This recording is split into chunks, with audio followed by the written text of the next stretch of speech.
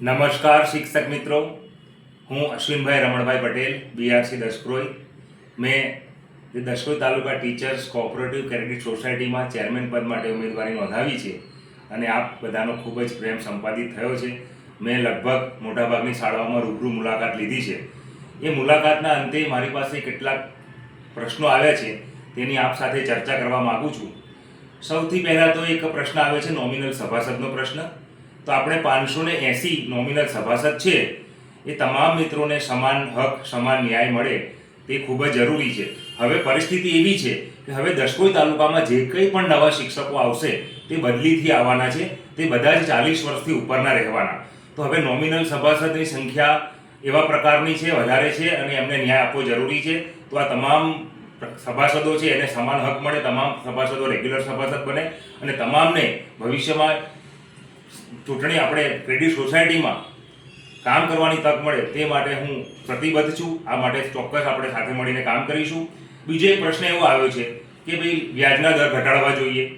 9.6% વ્યાજના દર છેલ્લા 5 વર્ષથી ચાલી રહ્યા છે, તો એને ઘટાડવા જરૂરી છે. એ પ્રકારની પણ વાત આવી છે. એક વાત એવી આવી છે કે જે 2 લાખ એજ્યુકેશન લોન આપણે આપીએ છીએ ત્યારે 5 લાખ કરવી જોઈએ. આ બધી વાતો આવી છે. તો આના માટે આપણે મંડળીમાં સભાસદોનું હિત અને થાપણદારો બંને પ્રકારનું હિત આપણે જોઈને કામ કરવું પડે. જો આપણે થાપણનો વ્યાજદર ઘટાડીએ તો થાપણ મેળવવામાં મુશ્કેલી પડે. તો આપણે એના માટે કંઈક એવો રસ્તો કાઢવો પડે, એવી સમસ્યાના એવા ઉકેલ તરફ જવું પડે કે જેથી તમામનું હિત સચવાય. તો અત્યારના મને બધા મારા મિત્રો સાથે ચર્ચા કરતા એક વાત મને જાણવા આવી છે કે આપણે બધાના સેવિંગ ખાતા એક્સિસ બેંકમાં છે. તો એ બચત ખાતામાં ઘણા બધા મિત્રો એવા છે કે તેમના 50,000, લાખ, 2 લાખ રૂપિયા ત્યાં સેવિંગ એકાઉન્ટમાં જમા હોય છે.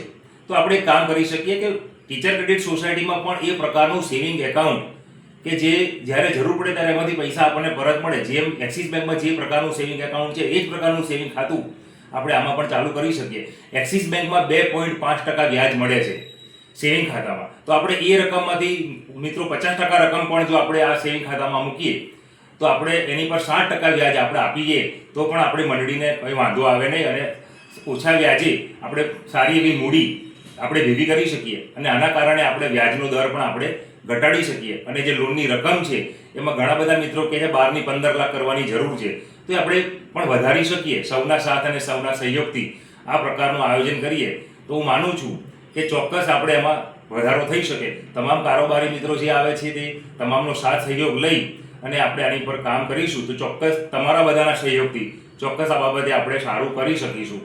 એટલે કે આ પ્રકારની વાત હું તમને એટલા માટે કહેવા માગું છું કે હું પ્રતિબદ્ધ છું, કટિબદ્ધ છું. કોઈ પણ પ્રકારની મુશ્કેલી વગર તમામ સભાસદોને યોગ્ય રીતે ન્યાય મળે તે માટે મારી કટિબદ્ધતા છે. અને બીજી વાત એ પણ છે કે હેલ્થ ચેકઅપ, ઘણા બધા શિક્ષકોએ હેલ્થ ચેકઅપ માટે પણ મને વાત કરી છે. તો આપણે ચોક્કસ સાથે મળી અને હેલ્થ ચેકઅપનું પણ આપણે પ્લાન કરીશું. એ માટે આપણે હોસ્પિટલમાંથી પ્રપોઝલ મંગાવીશું અને આ માટે હેલ્થ ચેકઅપ માટે 2, 3 કે 4 મિત્રોનો સહયોગ લઈ અને આપણે ચોક્કસ કરીશું. બીજી એક વાત એવી આવી છે કે ભાઈ કારકિર્દી માર્ગદર્શન સેમિનાર. તો આપણા જે સંતાનો અભ્યાસ કરે છે તેમને કારકિર્દી માર્ગદર્શન મળી રહે. વિદેશમાં અભ્યાસ કરવા જવું હોય તો શું કરી શકાય, કેવી રીતે જઈ શકાય. જે શિક્ષકોના બાળકો વિદેશમાં અભ્યાસ કરે છે, ઇન્ડિયાની પણ સારી સારી ઇન્સ્ટિટ્યૂટમાં અભ્યાસ કરે છે, તો ત્યાં આગળ વિદ્યાર્થીઓને પ્લેસમેન્ટ માટે, તેમના એડમિશન માટે માર્ગદર્શન મળી રહે. એ માટે આપણે આ જે શિક્ષકો છે એના લાભ લઈ શકીએ અને તેમને આપણે એક સેમિનાર દ્વારા તેમને આપણે લાભ આપી શકીએ. આ પ્રકારનું પણ આપણે કામ કરી શકાય. એમ સહકારી મંડળી છે એટલે સહકારિતાના સિદ્ધાંતો મુજબ એ સિવાયના પણ આપણે ઘણા બધા કામો આપણે કરી શકીએ છીએ. અને ચોક્કસ તમે મારામાં શ્રદ્ધા રાખી છે તો એ શ્રદ્ધાને ચોક્કસ હું નિભાવીશ. નમસ્કાર મિત્રો, હું મારા અનુભવની વાત કરીશ. તો મેં 6 વર્ષ દસક્રોઈ તાલુકા ટીચર્સ ક્રેડિટ સોસાયટીમાં કારોબારી સભ્ય તરીકે કામ કર્યું છે. એક પ્રસંગ તમને યાદ કરાવું છું કે એ વખતે 4,000 રૂપિયા આપણે મૃત્યુ સહાય યોજના આપણે આપવામાં આવતી હતી. એનું પ્રીમિયમ 1,000 રૂપિયા લેવામાં આવતું હતું. તો જ્યારે આમાં વધારાની વાત થઈ, 6 લાખ કરવાની વાત થઈ, તો ત્યાંથી એવી ચર્ચા થઈ કે આપણે 1,500 પ્રીમિયમ કરવું પડે.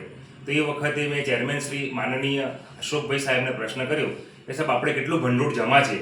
તો તેમણે જણાવ્યું કે 85 લાખ રૂપિયા જમા છે. તો તે વખતે મેં રજૂઆત કરી કે 85 લાખ જમા હોય તો પ્રીમિયમ વધારવાની જરૂર નથી.